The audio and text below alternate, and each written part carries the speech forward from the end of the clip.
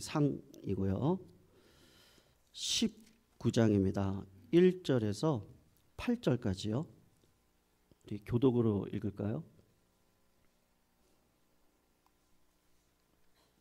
1절에서 8절까지 우리 교독으로 읽도록 하겠습니다. 1절 제가 먼저 읽겠습니다. 아합이 엘리야가 행한 모든 일과 그가 어떻게 모든 선지자를 칼로 죽였는지 이세벨에게 말하니 이세벨이 사신을 엘리야에게 보내어 이르되 내가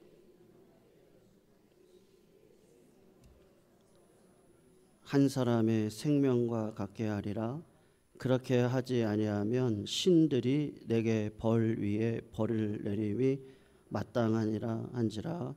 그가 이 형편을 보고 일어나 자기의 생명을 위하여 도망하여 유다에 속한 부엘세바에 이르러 자기의 사환을 그곳에 머물게 하고 자기 자신은 광야로 들어가 하루길쯤 가서 한 로덴 나무 아래에 앉아서 자기가 죽기를 원하여 이르되 여호와여 넉넉하오니 지금 내 생명을 거두시옵소서.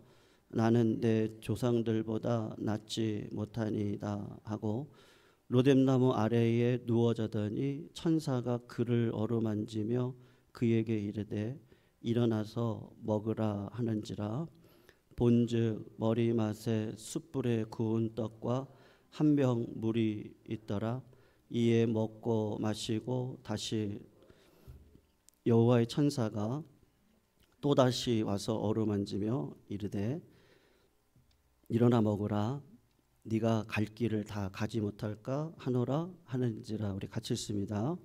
이에 일어나 먹고 마시고 그 음식물의 힘을 의지하여 40주 40야를 가서 하나님의 산 호렙에 이르니라. 아멘. 조금 시간이 지났던 일인데요. 그 올림픽에서 유도 선수 조준우라고 있습니다. 근데 이분이 그 심판의 오심으로 이제 금메달을 놓쳤던 적이 있었거든요. 그래서 우리나라에서 한번 이제 이슈가 됐던 적이 있었는데 그 조준우라는 분이 그 이후에 책을 하나 쓰셨습니다. 유도 선수거든요. 그래서 에세이집을 하나 냈는데 이제 그게 뭐냐면 잘 넘어지는 연습이라고 하는 책입니다. 이 책에서 이분이 하시는 얘기가 뭐냐 하면 넘어지지 않는 것보다 중요한 것이 있는데 이제 그분은 이제 선수 생활을 오래 했잖아요. 그러니까 넘어지는 것보다 더 중요한 것은 그때마다 이제 일어나는 겁니다. 이런 총 주제를 가지고 이 에세이집을 써셨습니다. 그러니까 유도에서 제일 먼저 가르치는 게 뭐죠? 넘어질 때 축구도 그렇고요. 다치지 않고 넘어지면 좋겠는 거죠. 그러나 넘어지고 난 다음에는 뭐를 가르쳐요? 그러니까 일어나는 법을 이제 가르치는 겁니다. 그러니까 여러분 이제 신앙생활도 똑같습니다. 신앙생활 하시다 보면 넘어질 때가 있습니다. 근데 성도님들 너무 오랫동안 넘어져 계시면 그 신앙이 반드시 병들게 되어져 있습니다. 그래서 이제 벌떡벌떡 일어나시는 법을 배워야 됩니다.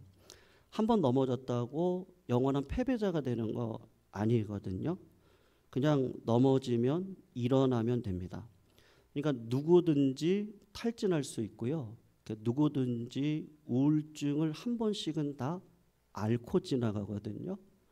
예, 그러니까는 누구나 넘어질 수 있고 또 누구나 쓰러질 수 있고 또 누구나 한 번쯤은 제가 오늘 설교 제목을 그렇게 잡았는데 누구나 한 번쯤은 포기하고 싶을 때가 있다 말이죠.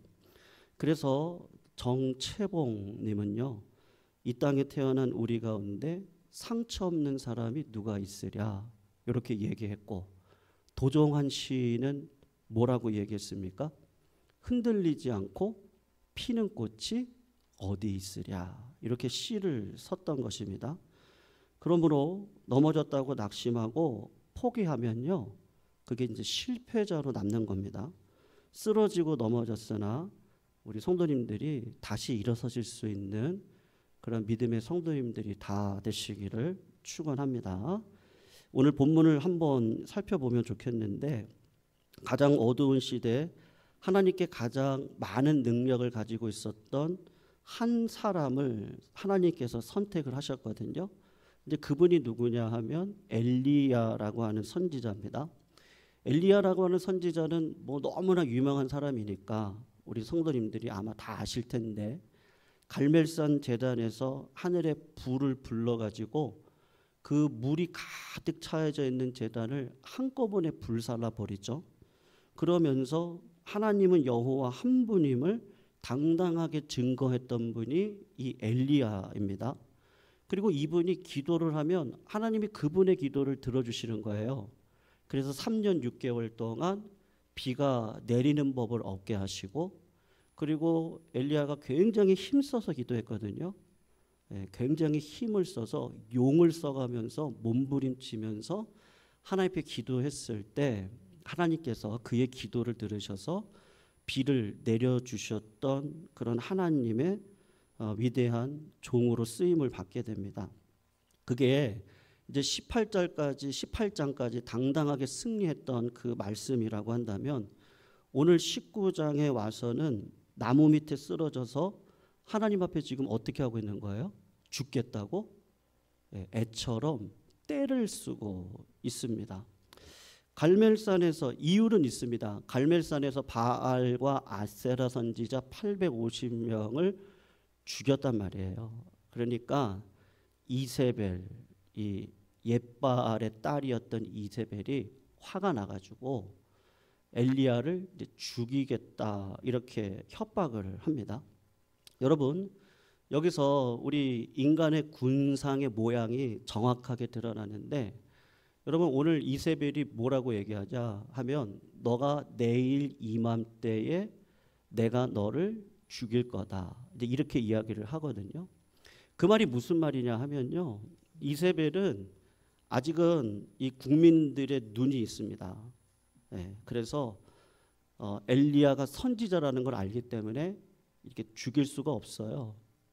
그런데 어떻게 하는 거예요? 내가 널 이맘때에 죽이리라? 못 죽여요. 그런데 죽이겠다고 하는 거예요. 지금 죽이려면 어떻게 하면 됩니까? 당장 사람 보내서 뭐 사실을 보낼 필요가 뭐가 있어요? 죽이면 되는 거예요. 엘리야도 마찬가지거든요. 하나님, 나는 죽겠어요. 떼를 쓰는데 뭐 그럴 필요 뭐 있어요? 도망가지 않으면 돼요. 정말 엘리야가 죽고 싶으면 그냥 이세벨한테 가서 나 죽여주세요. 근데 이렇게 하면 된단 말이죠. 그러니까 이세벨도 죽일 수 없는 상황이고, 엘리야도 죽고 싶지만 죽을 수 없는 상황 가운데 있단 말이죠. 여러분, 이게 뭐냐? 인간입니다. 누구나 내면 속에서 모순된 본능이 다 자리 잡고 있단 말이죠. 조금 무슨 일이 괜찮으면 살고 싶은 본능이 강하게 올라옵니다. 그러다가 조금이라도 힘이 들면 어떤 마음이 들어요? 그냥 죽고 싶은 마음을 가지게 되는 것이죠. 그러니까 인간이라는 것이 강한 것 같은데 굉장히 약한 것이 인간입니다. 그런데 여러분, 엘리야를 한번 생각해 보세요. 엘리야가 평범한 인물입니까? 당대를 호령하던 이방 선지자 850명을 혼자서 상대하던 엘리야이에요. 그런데 그 엘리야가 뭐라고 얘기하냐 하면, 하나님, 나 혼자만 남았습니다. 그러면서 하는 얘기가 뭐냐 하면, 하나님, 나 좀 죽고 싶어요. 포기하고 싶어요. 여러분, 문득문득 이 말이 우리 성도님들의 고백이고 또 저의 고백이지 않을까? 어느 날 갑자기 어떤 생각이 드냐면요, 내게만 문제가 많은 것 같습니다. 문제 있는 사람은 나밖에 없어. 외로운 사람은 나밖에 없어. 이렇게 몸이 약하고 아픈 사람은 나밖에 없어. 야, 어쩌면 이렇지? 뭔가 풀릴 것 같은데 어려움이 첩첩산중으로 다가오는 사람은 나밖에 없어. 나만 불행하고 나만 힘든 것처럼 느껴질 때는 없었습니까? 오늘 3절을 한번 보시면 이 엘리야가 뭐라고 얘기하냐면 그가 뭐라 그러죠? 3절을 한번 보세요. 그가 뭐를 봤다 그래요? 이 형편을 보고 그렇게 얘기를 했습니다. 어느 날 갑자기 자기가 처한 어려운 형편이 어떻게 보이는 거예요? 크게 보이는 거예요. 크게. 자신의 육체적인 연약함 그리고 자기에게 불현듯 찾아왔던 질병이 어떻게 보이는 거예요? 크게 보이는 거예요. 내가 이러고 살아야 되나? 갑자기 나는 쓸모없는 존재가 된 것 같고 다른 사람들에게는 어떤 존재가 된 것 같아요? 야, 내가 피해만 주는 존재가 아닌가? 그런 생각이 들어요. 그리고 내가 지금 벌어지고 있는 일들을 보면 또 어떤 생각이 들어요? 야, 하나님이 나를 떠나신 거 아닌가? 나를 버린 것 같은 영적인 고독이 찾아올 때가 많거든요. 다른 사람들은 은혜 받았다 그래요. 말씀 받았다 그러고 응답 받았다 그래요. 그런데 나는 그런 것 같지가 않단 말이에요. 뭐가 좋다는 거지? 그리고 내 인생을 되돌아보는 거예요. 내가 내 생을 다 바쳐가지고 내 자식들 키워 시집장가 보냈는데 자식놈들이 지 자식, 지네 식구들만 챙깁니다. 그래서 부모가 어떤 마음이 드냐면 야, 내가 자식 키우느라고 이렇게 빈털터리 인생이 되었는데 부모에게 전화 한 통 없네. 야, 나만 남았구나. 어느 날 갑자기 엘리야의 마음이 100번이라도 이해가 될 때가 우리들의 삶 가운데 누구에게나 한 번씩은 어떻게 온다는 거예요? 찾아온다는 거예요. 자기에게 처한 어려운 환경이 크게 보입니다. 내가 처한 환경이 처절하게 보이고 나쁘게만 보이고 비관적으로 보일 때가 있더라는 거예요. 왜요? 내 육신이 죄된 몸을 입고 있기 때문에 누가 요구하지 않아도 우리는 자꾸 부정적으로 가게 되어져 있거든요. 제가 청년 시절에 이제 고등학교를 올라가면서 이게 사유하는 능력이 생기잖아요. 중학교 때까지는 그냥 무조건 외우라 그래서 외웠거든요. 근데 이제 고등학교를 가니까 이제 선생님들이 논리적인 사고를 하도록 자꾸 이렇게 유도하시더라고요. 그러다가 한번 드는 생각이 있는데 여러분 그 지정의가 있잖아요. 그 지정의가 우리 인간의 몸속에 어디에 있을까 한번 생각해 보신 적 있으십니까? 지정의. 문학적으로 보면 이제 생각은 머리에 있는 것 같더라고요. 그리고 감정은 어디에 있는 것 같아요? 요 가슴에 있는 것 같단 말이죠. 그러나 이제 의학적으로 과학적으로 보면 지식과 정, 감정과 그리고 의지적인 결단은 다 어디에 있는지 아십니까? 어디에 있을 것 같아요? 니은으로 시작합니다. 그리고 아랫받침이 오예요. 네, 뇌예요. 네. 정말 잘 맞히시네요. 제가 오늘 맞히시는 분한테 커피 한 잔 사드리려고 그런데 제가 말을 미리 못했네요. 그래서 제가 다음에 사드리겠습니다. 우리 강창민 지사님. 뇌예요. 네. 그러니까 뇌가 참 신기하게도 그냥 우리는 부정적인 게 쓱 들어오거든요. 근데 뇌에다가 선포를 하면 신기하게도 뇌는 그런 줄 알고 반응을 해요. 그러니까 뇌가 그런 거예요. 그런데 이 뇌라는 게 50대가 지나가면서는 하루에 10만 개씩 죽어가거든요. 그러니까 뇌는 죽어가는 거예요. 그런데 뇌를 활기차게 할 수 있는 방법이 뭐냐? 그냥 뇌를 향해서 내 영혼을 향해서 선포하는 거예요. 네. 나만 남았건을 내가 짐이 되는 거 아닌가? 왜 나만 외롭지? 그게 아니고 자꾸 사람을 만나고 여행을 가시고 좋은 관계를 맺고 깔깔거리고 이야기를 나누고 기도를 하고 우셔도 돼요. 찬양을 하고. 그러면 신기하게도 어떻게 하는 거예요? 뇌가 건강해지는 거예요. 그러면서 하나님께서 원하시는 은혜의 삶을 살아갈 수 있도록 해 주시는 거란 말이에요. 여러분, 초인간적인 존재로 추앙받았던 갈멜살의 영웅이 지금 어떤 모습으로 서 있느냐? 비겁한 도망자의 모습으로 쓰여져 있습니다. 엘리야 같은 사람들이 쓰러진다면 누구도 쓰러질 수 있는 거예요? 우리도 쓰러질 수 있는 거란 말이에요. 그러니까 쓰러졌을 때 사랑하는 성도님들, 우리가 세상 사람들은 긍정적인 말을 해라, 자꾸 잘 된다고 선포해라, 그렇게 얘기를 하지만 그것도 맞지만 인생의 주인은 누구십니까? 하나님이시잖아요. 그러니까 그 하나님을 지속적으로 바라보는 믿음의 삶을 살아가야 되는 거예요. 그런데 내가 늘 하나님을 바라보고 살아갈 수 있나요? 그럴 수 없잖아요. 그래서 때로는 포기하고 싶고, 때로는 나만 짐인 것 같고, 때로는 나만 힘든 것 같고, 그래서 하나님 앞에 나와서 때를 쓰고 죽고 싶습니다 라고 이야기를 할 때, 그럴 때 인생의 주인이신 하나님이 우리 성도님들에게 어떻게 하십니까?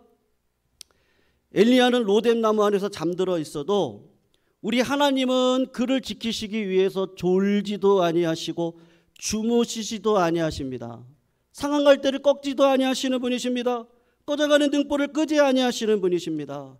내가 그냥 마냥 힘들고 지쳐서 마음이 상하고 심령의 불이 꺼져 있을 때라도 하나님은 우리 성도님들을 포기하시지 아니하십니다. 하나님은 우리 성도님들을 사랑하십니다. 하나님은 절대로 성도님들을 포기하지 않으세요. 끝까지 붙들어 주시는 분입니다. 그래서 여러분, 하나님은 엘리야를 찾아보셔서 따지거나 꾸중하지 않으세요. 죽고 싶다고 말을 할 때, 그래 내가 네 기도 응답해 주마, 오늘 죽어라, 그렇게 이야기하지 않고, 우리가 비겁한 기도를 해도 잘못한 기도를 해도 하나님은 좋은 응답으로 사랑으로 찾아오셔서 엘리야를 어떻게 하시죠? 재우세요. 그리고 어떻게 하세요? 먹이세요. 그리고 어떻게 하세요? 쓰다마 주세요. 터치해 주세요. 어떻게 하세요? 재우세요. 그 다음에 먹여주세요. 그리고 어떻게 해주세요? 어루만져 주세요.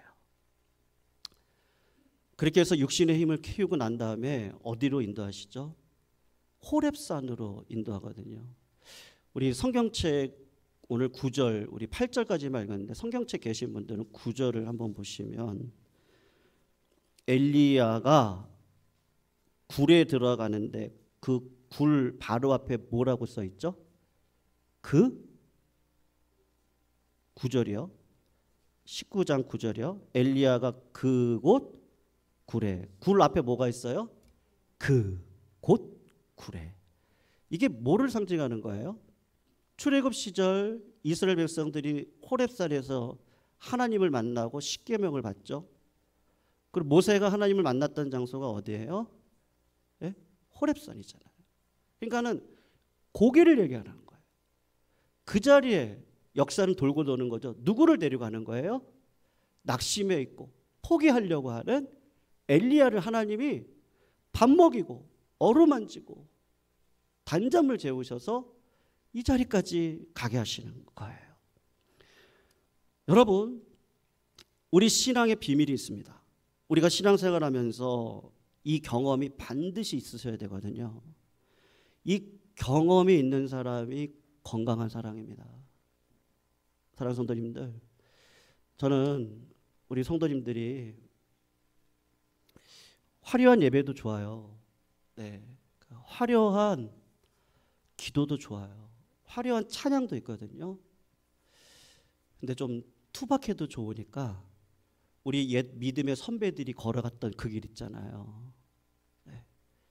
다른 것에서 진리가 나올 수 없거든요. 저는 우리 성도님들이 성령 받으시기를 주의 이름으로 축원합니다. 네, 성령 받으시자고요. 지금 시대 은혜 받기 굉장히 어려운 시대거든요. 근데 저는 성도님들이 마음이 바뀌시기를 소원합니다. 그리고 예수님만이 우리의 자랑이고요. 그리고 기도라는 거 내가 어떤 방식으로 기도해도 하나님은 그 기도를 내 눈에 있는 눈물을 담아주시는 분이시구나. 그리고 말씀이요. 하루에 한 장이라도 좋아요. 아니면 한 구절도 좋아요. 네. 주일날 가서 삐까뻔쩍하게 예배드리고 와서 말씀은 음식을 드셔야 되잖아요. 엘리야처럼요. 근데 그게 없이 어떻게 우리가 건강할 수 있겠어요? 그래서 저는 그냥 우리 성도님들 뭐 또 구호라기보다도요, 우리가 회복하고 돌아갔으면 좋겠습니다. 여러분 오늘 본문을 보시면 바람이 지나갑니다. 어떤 바람이겠어요? 아주 큰 바람이 휙 하고 지나가는 거예요. 그 바람은 성령을 상징하거든요. 엘리야가 무슨 생각했겠어요? 내가 성령의 능력으로 죽은 자도 살렸고요. 하늘에서 불도 내렸던 자인데 내가 얼마나 화려한 인생이에요. 근데 거기에도 하나님의 말씀이 없어요. 그 다음에 지진이 일어나는 거예요. 땅이 쩍쩍 말라가지고 쩍쩍 갈라지는데, 그렇지, 내가 하나님 앞에 위대한 종으로 내가 기도할 때 3년 6개월 동안 비가 오지 않고 내가 기도했을 때 하나님이 나를 통해서 비를 내려주셨지. 내가 얼마나 위대해요. 나를 자랑하고 싶죠. 그리고 큰 불이 내려오는 거예요. 그렇지, 내가 하나님 앞에 기도해가지고 하늘에서 큰 불이 떨어져가지고요, 그 회복되지 않았던 제단을 그걸 다 살라버리고요. 사랑하는 성도님들, 우리가 주님의 말씀을, 주님의 은혜를, 주님과 호흡함이 없이 어느 순간 살아가다 보면요, 우리 빈둥지 증후군 있잖아요. 우리 주부님들 온 생각이 누구한테 있습니까? 다 식구들한테 있잖아요. 시장을 가도 남편이 뭘 먹을까, 자식들 뭘 먹일까, 이것만 생각하다가 어느 순간 자식들이 다 떠나잖아요. 그때 찾아오는 게 뭐예요? 빈둥지 증후군. 내가 뭐 때문에 내가 살았지? 내게 남는 게 뭐야?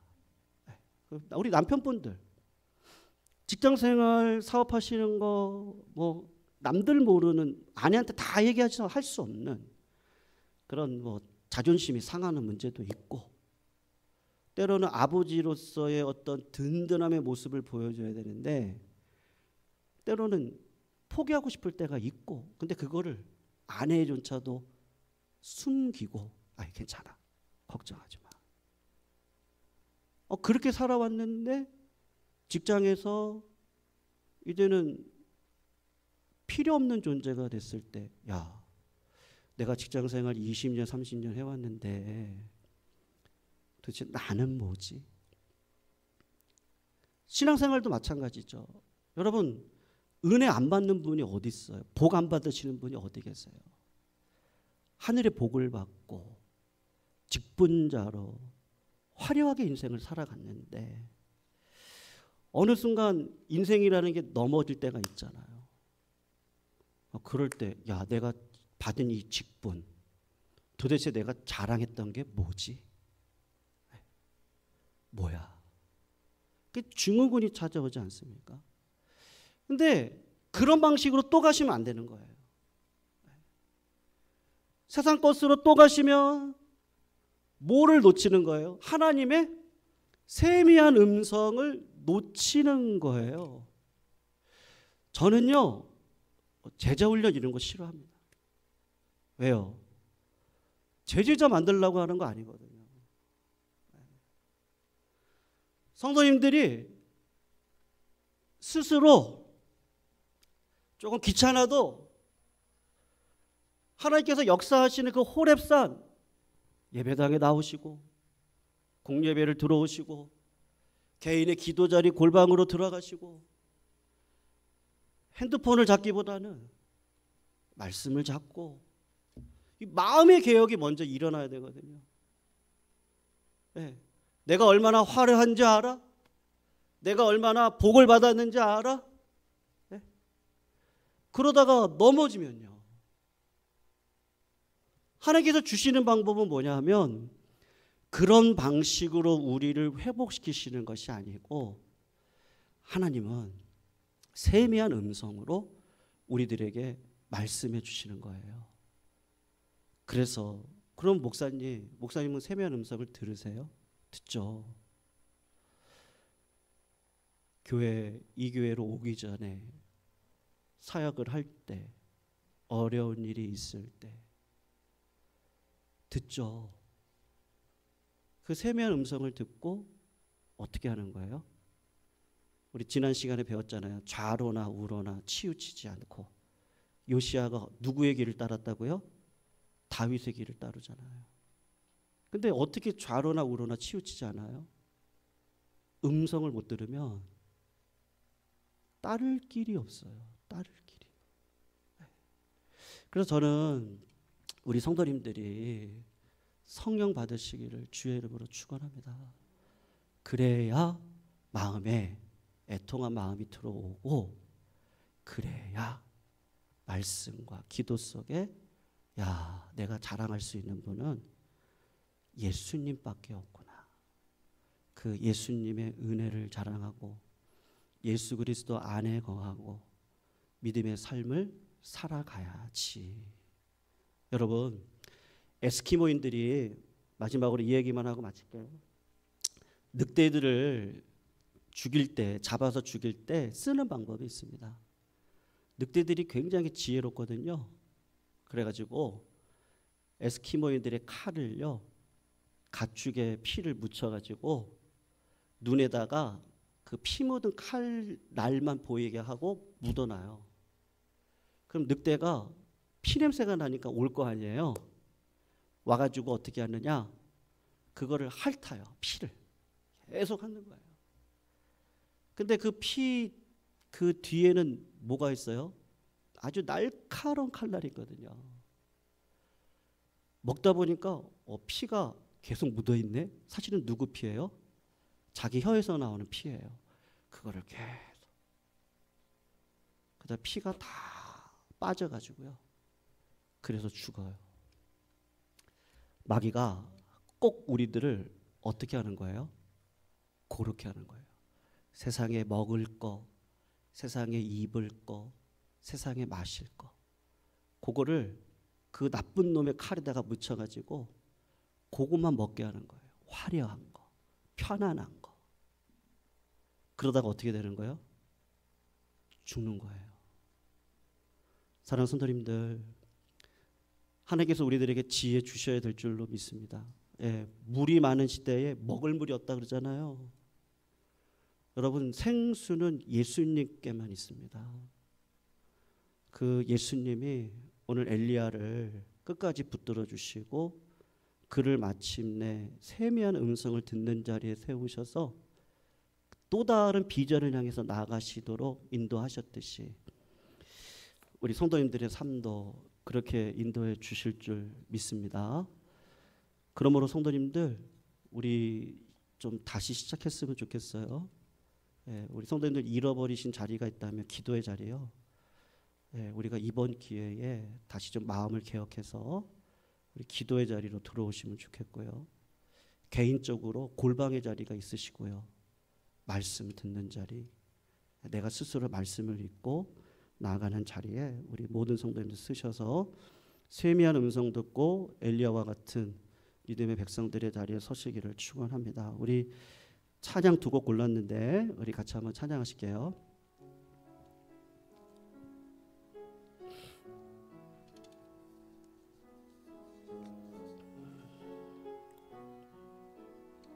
하나님은 너를 지키시는 자.